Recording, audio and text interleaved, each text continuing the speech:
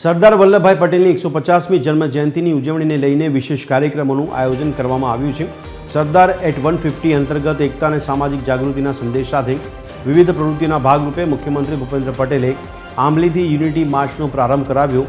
ખોડિયાર મંદિર ખાતેથી શરૂ થયેલી આ યુનિટી માર્ચ પદયાત્રા ઘાટલોડિયા વિધાનસભા વિસ્તારમાં ફરશે। મુખ્યમંત્રીની સાથે ગુજરાત ભાજપ પ્રદેશ પ્રમુખ જગદીશ વિશ્વકર્મા અને અમદાવાદ જિલ્લા પ્રભારી મંત્રી ઋષિકેશ પટેલ, મેયર પ્રતિભા જૈન સહિતના તમામ ભાજપના નેતાઓ અને કાર્યકર્તાઓ જોડાયા છે।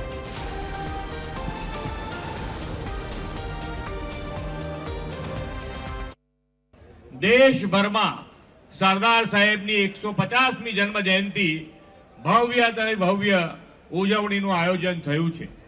આ અંતર્ગત આપણે સરદાર સાહેબના એકતાના કાર્યો અને વડાપ્રધાનશ્રીએ આપેલા એકતાના મંત્રને જન જન સુધી પહોંચાડવા વિધાનસભા વાઇઝ યુનિટી માર્ચ એટલે કે પદયાત્રા યોજી રહ્યા છીએ। આ પદયાત્રામાં જોડાયેલા ઘાટલોડિયા વિધાનસભાના સૌ નાગરિકોને ખૂબ શુભકામનાઓ પાઠવું છું। આપણા વડાપ્રધાન શ્રી નરેન્દ્રભાઈએ વિશ્વની સૌથી ઊંચી પ્રતિમા સ્ટેચ્યુ ઓફ યુનિટીના નિર્માણ દ્વારા લોહ પુરુષ સરદાર સાહેબને શ્રેષ્ઠ અંજલિ આપી છે। સરદાર સાહેબની આ પ્રતિમા વિશ્વભરમાં ભારતના સામર્થ્ય અને ગૌરવવંતા ઇતિહાસનું જીવંત પ્રતીક છે।